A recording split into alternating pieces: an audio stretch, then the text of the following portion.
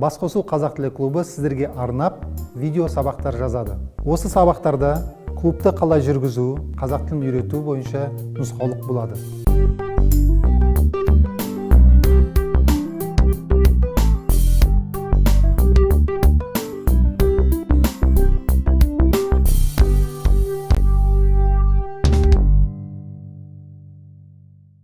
Мен қазір бір сөз жазамын.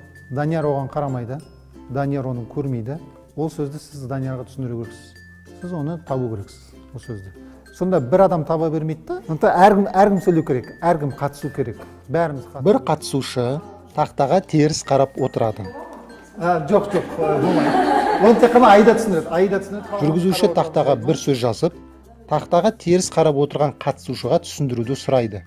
Уақытты шектеуге болады. Секунд, минутпен немесе қателесуге 2-3 мүмкіндігі бар. Екінші мүмкіндік кетті. Сұрақ қоюға болмайды.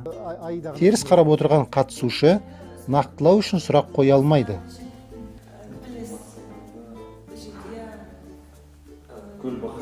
Данияр кішкене оның атын басқаша білуі мүмкін. Ол тура осындай емес. Данияр тапты, оның аты қазақша ол, қарасаңыз болады.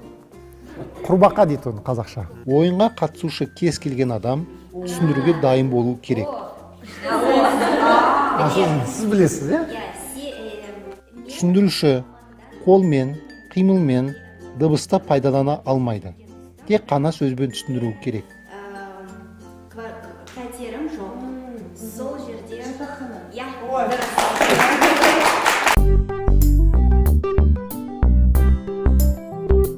Назарларыңызға көп рахмет. Тағы да қосымша видеолар үшін біздің YouTube-тағы каналымызға жазылып, Facebook-тағы парақшамызда қарап жүріңіздер. Сау болыңыз!